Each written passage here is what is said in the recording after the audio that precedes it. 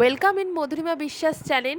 Subscribe my channel. যারা এখনও অবধি আমার চ্যানেলটাকে সাবস্ক্রাইব করোনি তারা বেল আইকনে ক্লিক করে আমার চ্যানেলটাকে সাবস্ক্রাইব করে দিও।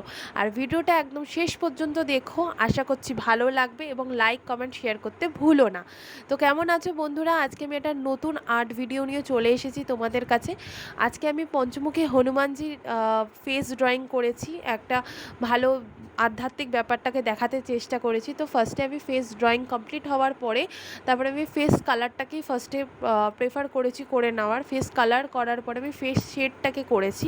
তো এক্ষেত্রে আমার ব্রাউন কালারটা প্রচুর পরিমাণে লেগেছে, কারণ ব্রাউন দিয়ে আমার ফেস শেডিং, তাছাড়া হচ্ছে আমার লিপ কালার, অর্নামেন্টসের আউটলাইন, শেডিং, তো সব কিছু এগুলো করতে আমার ব্রাউন কালারটা সবথেকে বেশি পরিমাণে ইউজ হয়েছে।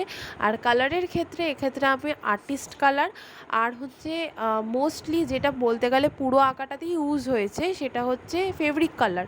তো যারা ভাবছো যে কোন কালারটা ইউজ করলে বেশি ভালো হয় বা কিছু, তাদেরকে আমি রেকমেন্ড করব ফেব্রিক কালার ইউজ করতে পারো। ফেব্রিক কালারটা খুব ভালো আসে।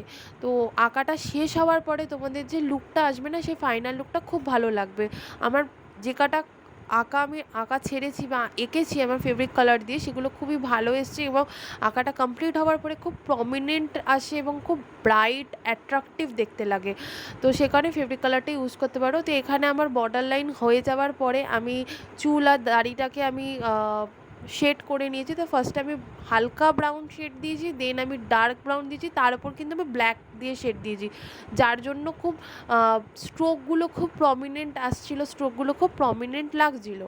দেন আমি আইটাকে বর্ডার লাইন করে লেন্সটাকে খুব ব্ল্যাক দিয়ে আমি আউটলাইন করে নিয়েছি। লেন্সটাকে আমি করে নেওয়ার চেষ্টা করেছি ব্ল্যাক দিয়ে।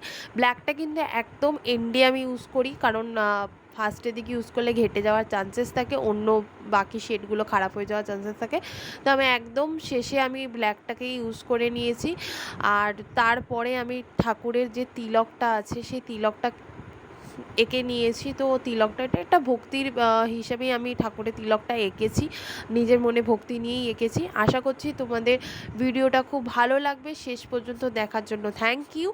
আর এইভাবেই পাশে থেকো, আর লাইক কমেন্ট শেয়ার করতে ভুলো না। নেক্সট আবার কোনো ভিডিও নিয়ে চলে আসবো। এখন পর্যন্ত টাটা।